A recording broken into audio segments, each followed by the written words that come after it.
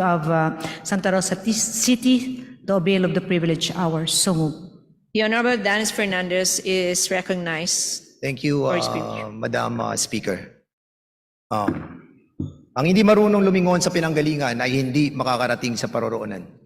Mga pamahusong salita na tinura ng bayani si Dr. Gato C. Rizal. Mga salitang matalinhaga, mga salitang punong-puno ng palaisipan, mga salitang binuo hango sa malalim na pag-iisip upang maikubli ang tunay na kahulugan na di angkop sa kanyang henerasyon, na magdudulot lamang ng kapahamakan sa mas marami niyang kababayan. Ganito ang mga sulat, tula, aklat, at mga malalalim na kahulugan ng mga nobela na sinulat ni Dr. Jose Rizal, na tulad ng Noli Me Tangere. Isang nobelang naglalahad ng pagmamalupit ng mananakop sa magkapatid na si Crispin at Basilio na nagtapos sa pagkabaliw ng kanilang ina na si Sisa. Kapansin-pansin na putol ang istorya. Malalim ang kahulugan ng kwentong ito. Nobelang nilumbag sa Europa na nakaimpluwensya sa revolusyon ng ating mga kababayan na taliwas sa mapayapang pagkilos na ninanais ni Dr. Jose Rizal. Kung taliwas ang interpretasyon ng ating mga revolusyonaryo sa kahulugan ng Noli Me Tangere sa isang madugong revolusyon, meron pa kayang mas malalim na kahulugan ang Noli Me Tangere na gustong iparating sa atin ng ating bayani na si Dr. Jose Rizal?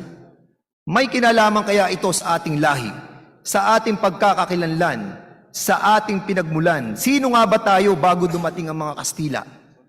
Ano ang ating pagkakakilanlan bago tayo tinawag na Pilipino?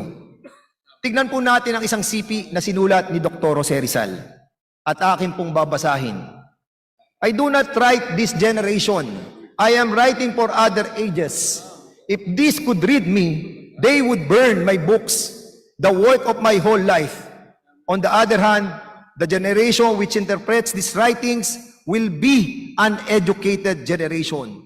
They will understand me and say, not all were asleep in the nighttime of our grandparents. Tagalugin natin, sa abot ng ating kakayanan, hindi ko isinulat ang aking mga obra para sa henerasyon ko. Isinulat ko ito para sa susunod na henerasyon. Kung ito'y maunawaan ng mga naghaharing uri, susunugin nila ang aking mga obra na pinaglaanan ko ng aking buong buhay. Sa isang banda, ang henerasyon na magbibigay ng tamang kahulugan ng aking mga sinulat ay mga matatalinong henerasyon. Maiintindihan nila ako at sasabihin sa kapanahunan ng ating mga ninuno, hindi lahat ay natulog sa kadiliman.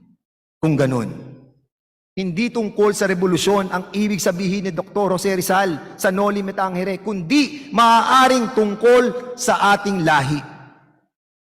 Kung ang mga dokumento ng ating lahi ang pagbabatayan, ang turo sa atin noon, sa ating kabataan na si Ferdinand Magellan ang nakadiskubre ng Pilipinas noong March 16, 1521.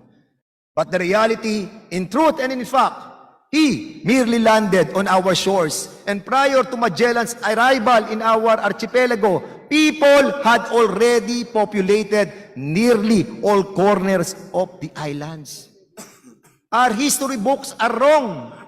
Ferdinand Magellan did not discover the Philippines or these beautiful islands. The appropriate term used when referring to Magellan's arrival in the country is this: they are among the first Europeans to set foot on these islands.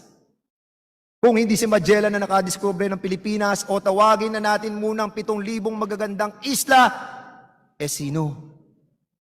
Napakahirap na katanungan. One that cannot be provided with a concrete answer until we are able to piece together the waves of human migration that led to the settlement of these islands. May 28, 1962. When an American anthropologist of the National Museum of the Philippines discovered the remains of fragment of a skull of a female and the jaw bones of 3 individuals and a bone from the lower leg that dating back to 47,000 years ago. Ito po'y natagpuan sa Tabon Cave in Lipuon Point in Quezon, Palawan. Pakita natin yung news item na pinakikita yung 47,000 years ago na buto na nakita sa Palawan.